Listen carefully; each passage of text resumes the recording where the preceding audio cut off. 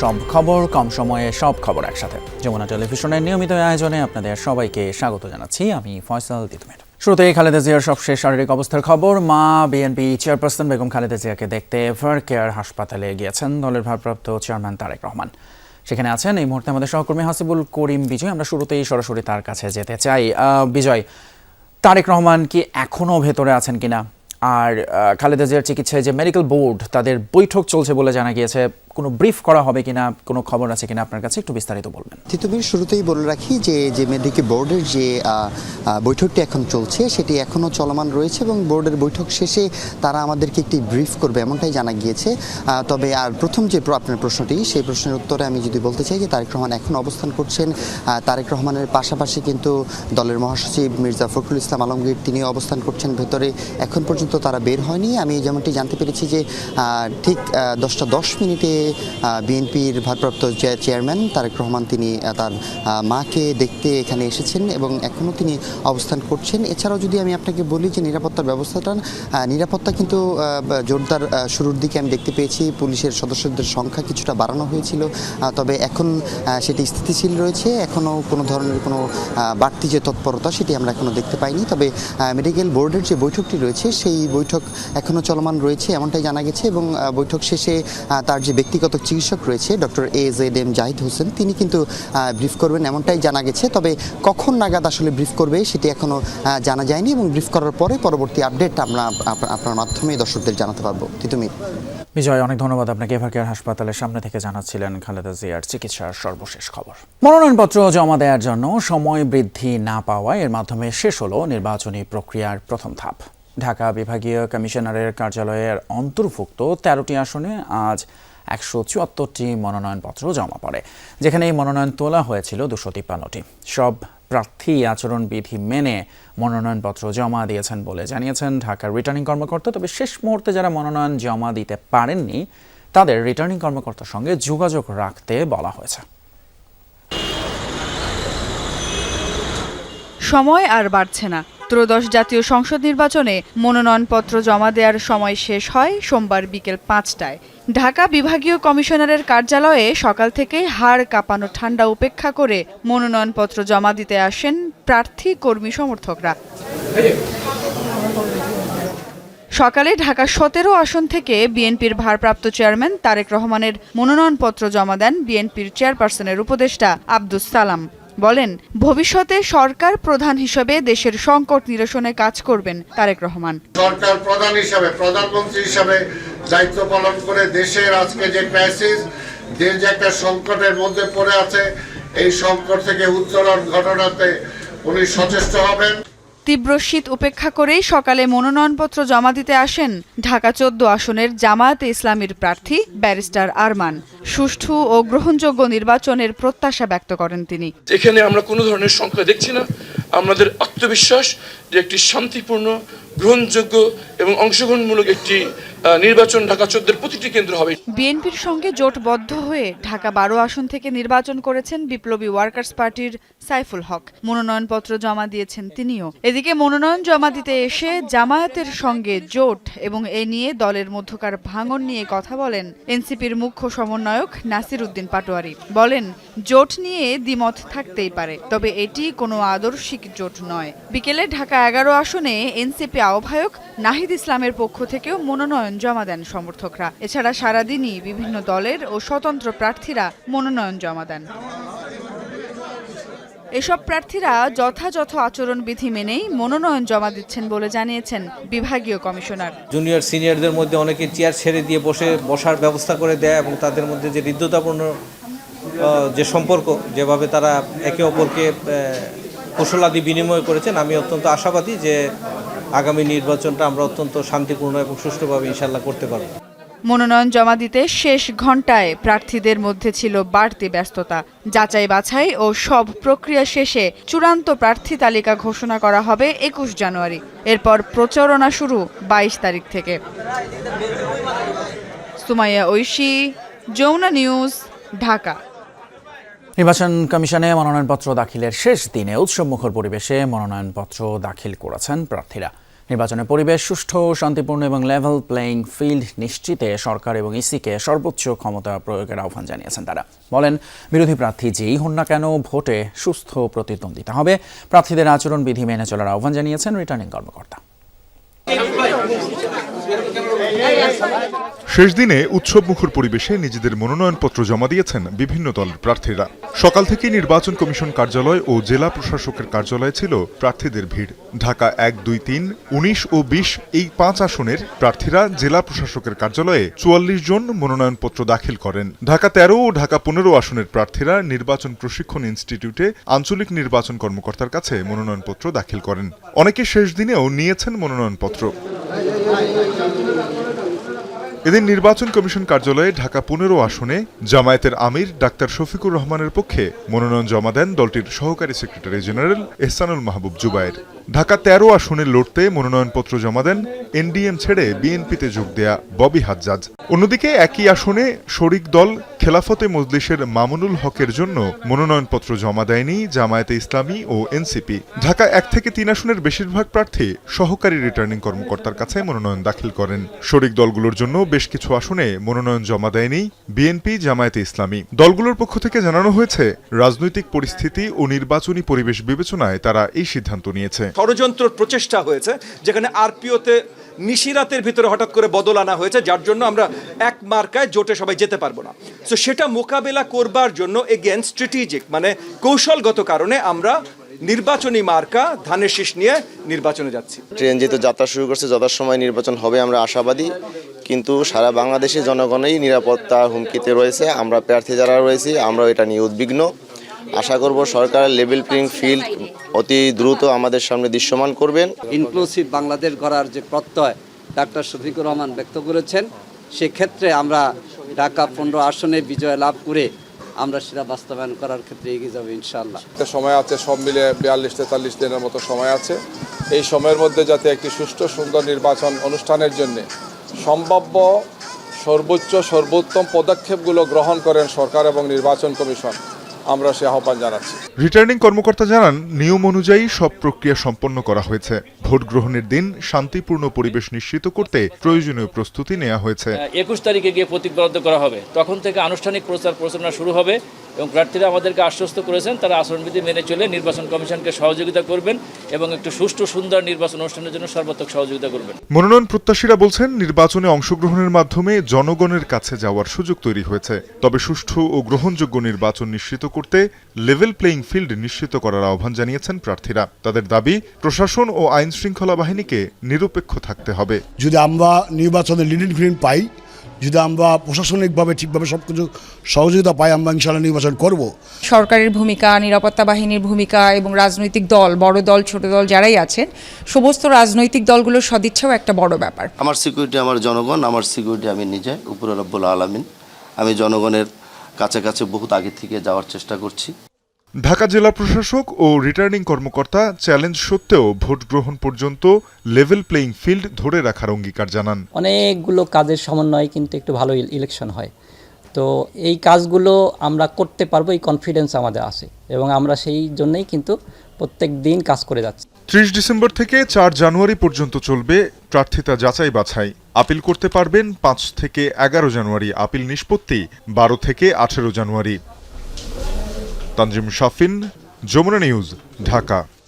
মনোনয়নপত্র জমা দেওয়ার নির্ধারিত সময়ের শেষ দিনে সারা দেশের রিটার্নিং এবং সহকারী রিটার্নিং কর্মকর্তার কার্যালয়ে দিনভর ছিল প্রার্থী এবং কর্মী সমর্থকদের ভিড়। উৎসবমুখর পরিবেশে মনোনয়নপত্র জমা দেন তারা।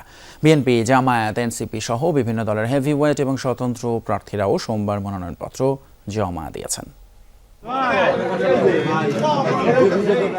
মনোনয়নপত্র জমা দেওয়ার শেষ দিনে সারা দেশের রিটার্নিং কর্মকর্তাদের কার্যালয়ে প্রার্থী ও নেতাকর্মীদের ভিড়। বগুড়া 7 আসনে খালেদা জিয়ার পক্ষে মনোনয়ন ফর্ম জমা দেন বিএনপি চেয়ারপারসনের উপদেষ্টা হেলালুজ্জামান তালুকদার লালু সহ নেতাকর্মীরা। বগুড়া 6 আসনে তারেক রহমানের পক্ষে মনোনয়নপত্র দাখিল করেন জেলা বিএনপির সভাপতি।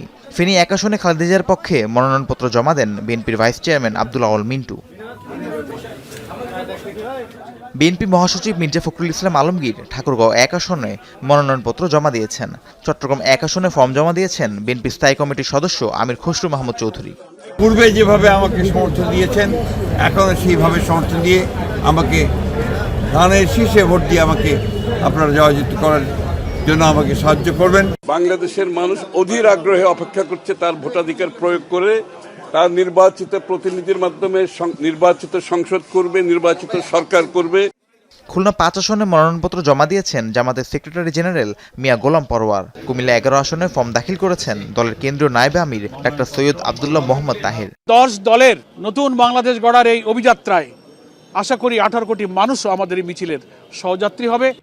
এনসিপির সদস্য সচিব আক্তার হোসেন রংপুর 4 আসনের মনোনয়নপত্র জমা দেন। দলের দক্ষিণাঞ্চলের মুখ্য সংগঠক হাসনাত আব্দুল্লাহ কুমিল্লা 4 এবং উত্তরাঞ্চলের মুখ্য সংগঠক সার্জিস আলম পঞ্চগড় 1 আসনে মনোনয়নপত্র জমা দিয়েছেন। আগামীর বাংলাদেশে আমাদের এই নির্বাচনী জোট সংস্কারের জন্য লড়াই করবে। রাহিম সারোয়ার, যমুনা নিউজ। 19 বছর পর দলের নয়াপল্টন কেন্দ্রীয় কার্যালয় পরিদর্শন করলেন বিএনপির ভারপ্রাপ্ত চেয়ারম্যান তারেক রহমান। প্রিয় নেতাকে কাছে পেয়ে উপস্থিত নেতাকর্মীরা উৎসবে মাতেন। কার্যালয়ে তাকে স্বাগত জানান সিনিয়র যুগ্ম মহাসচিব রুহুল কবির রিজভী সহ বিভিন্ন পর্যায়ের নেতারা। সংক্ষিপ্ত বক্তব্যে তারেক রহমান নতুন করে দেশ গড়ার উপর জোর দেন।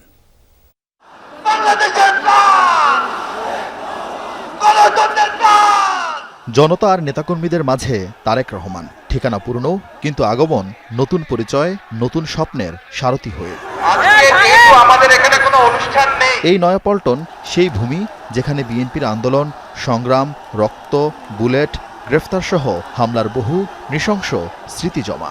এই কার্যালয় ঘিরে গত 17 বছর আবর্তিত হয়েছে বিএনপির রাজনীতি। শত নিপীড়নের পরও নয়াপল্টনমুখী স্রোত থামাতে পারেনি স্বৈরাচার সরকার। আজ সেই কার্যালয়ে ভারপ্রাপ্ত চেয়ারম্যানকে স্বাগত জানাতে নেতাকর্মীদের ঢল নামে। বন্ধ হয়ে যায় যান চলাচল। কার্যালয়ে প্রবেশ করে নিজের কক্ষে না গিয়ে শুরুতে জনভোগান্তি এড়াতে রাস্তা ছেড়ে দেওয়ার নির্দেশ দেন তারেক রহমান।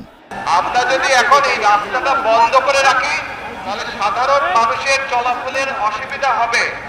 যেহেতু আমাদের আজকে এখানে কোনো কর্মসূচি নেই, সেই জন্য আমরা চেষ্টা করি যত দ্রুত সম্ভব রাস্তাটাকে খুলে দেওয়ার জন্য, যাতে সাধারণ মানুষ চলাফেরা করতে পারে স্বাভাবিকভাবে। শুভেচ্ছা বক্তব্যে যার যার অবস্থান থেকে দেশকে এগিয়ে নেয়ার আহ্বান জানান বিএনপির ভারপ্রাপ্ত চেয়ারম্যান।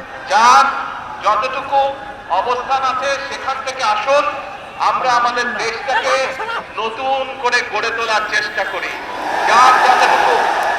যার পক্ষে যতটুকু সম্ভব আমরা সচেষ্ট হই দেশের জন্য। কোথাও যদি রাস্তায় একটি কাগজ পড়ে থাকে, ময়লা হয়ে থাকে, দরকার হলে সেটাকে আমরা সরিয়ে দিব।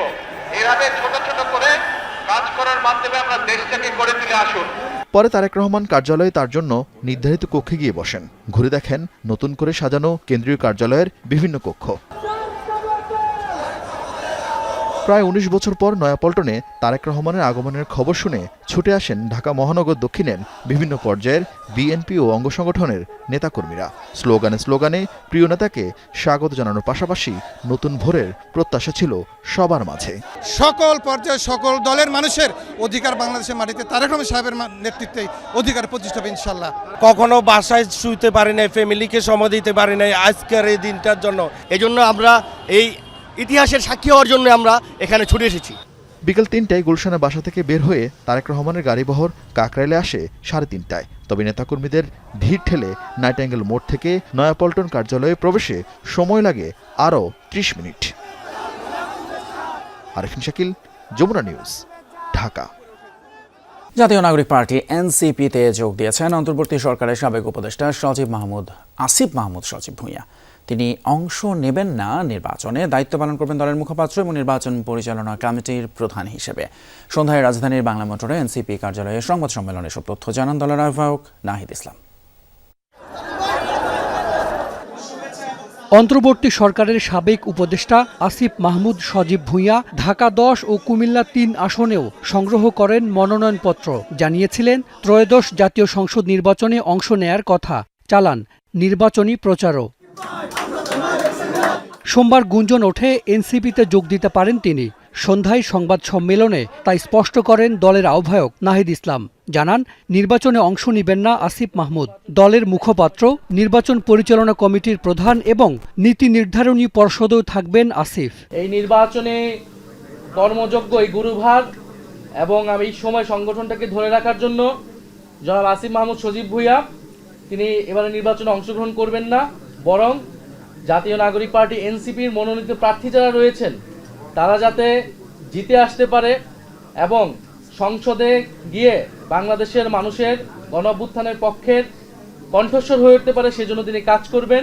সংবাদ সম্মেলনে উপস্থিত ছিলেন আসিফ মাহমুদও। ফুল দিয়ে বরণ করে নেওয়া হয় তাকে। তিনি জানান, সংসদে যাওয়ার চেয়ে সহযোদ্ধাদের পাশে দাঁড়াতেই এই সিদ্ধান্ত। আমি মনে করি যে আমার একজনের সংসদে যাওয়ার থেকে আমাদের জুলাই গণঅভ্যুত্থানের সহযোদ্ধাদের আরও অসংখ্য সংখ্যায় সংসদে যাওয়ার ক্ষেত্রে যদি আমি অবদান রাখতে পারি, আমার দায়িত্ব যথাযথভাবে পালন করতে পারি, তাহলে এর থেকে বড় সাফল্য আর কিছু হতে পারে না। সংবাদ সম্মেলনে জানানো হয়, এনসিপি থেকে 47 জন মনোনয়ন ফর্ম জমা দিয়েছেন। জোটের সঙ্গে এখনো আসন সমঝোতা চূড়ান্ত হয়নি। আমাদের 47টা সাবমিট হয়েছে, এটা আমাদের আসন সমঝোতা এখনো চূড়ান্ত হয়নি, সেটা আমরা কিছুটা বাড়িয়েই সাবমিট করেছি।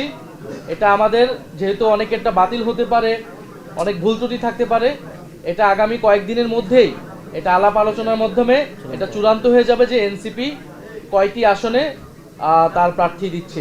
মনোনয়ন না পাওয়া নেতারা দলের জন্য কাজ করবেন বলেও আশা করেন নাহিদ ইসলাম। হাসান মিসবাহ, যমুনা নিউজ, ঢাকা। নির্বাচন কমিশন থেকে দেয়া মূল মনোনয়নপত্রের বদলে ফটোকপি জমা দেওয়ার ঘটনা ঘটেছে নীলফামারীতে। এ নিয়ে বিএনপি এবং জামায়াত সমর্থকদের মধ্যে উত্তেজনা সৃষ্টি হয়। সোমবার সন্ধ্যায় রিটার্নিং কর্মকর্তার কার্যালয়ে এই ঘটনা ঘটে। প্রত্যক্ষদর্শীরা জানায়, নীলফামারী 2 আসনে বিএনপির প্রার্থী শরীন ইসলাম তুহিনের পক্ষে মূল মনোনয়নপত্রের বদলে ফটোকপি জমা দেওয়া হয়। এ নিয়ে ওই আসনের জামায়াত প্রার্থী আল ফারুক আব্দুল লতিফ জেলা নির্বাচন অফিসে লিখিত অভিযোগ করেন।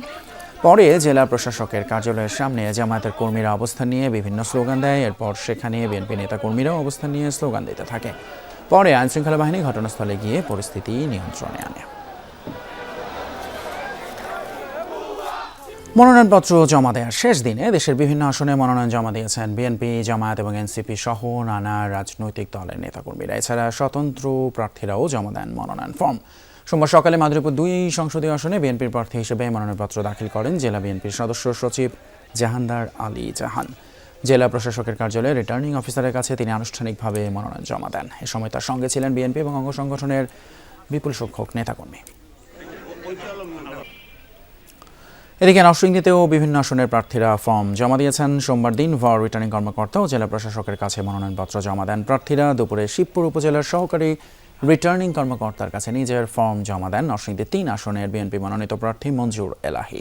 এছাড়া নরসিংদী 2 আসনে জামায়াত প্রার্থী আমজাদ হোসেন, এনসিপি প্রার্থী সারোয়ার তুষার 4 এবং 5 আসনে মনোনয়নপত্র জমা দিয়েছেন সাখাওয়াত হোসেন বকুল ও আশরাফুদ্দিন বকুল। গাজীপুরে সরকারি সড়ক নির্মাণে বাধা এবং মিথ্যা মামলার প্রতিবাদে মানববন্ধন এবং বিক্ষোভ করেছে এলাকাবাসী। সোমবার সকালে কাশিমপুর এলাকায় এই কর্মসূচি পালন করেন তারা। এ সময় বিক্ষোভকারীরা অভিযোগ করেন, দীর্ঘদিন ধরে চলাচলের সরকারি সড়কটি সংস্কারে বাধা দিয়ে কাজটি বন্ধ করে রেখেছে একটি চক্র। বারবার নির্মাণ কাজ শেষ করার দাবি জানালে স্থানীয় আজাদ নামে এক ব্যক্তি এলাকাবাসীর নামে একাধিক মামলা দায়ের করেন। তার বিরুদ্ধে সরকারি বিভিন্ন দপ্তরে চিঠি দিয়েও কোনো সুরাহা মেলেনি। দ্রুততম সময়ের মধ্যে সড়কটি সংস্কার কাজ শেষ না হলে কঠোর আন্দোলনের হুঁশিয়ারি দেন তারা।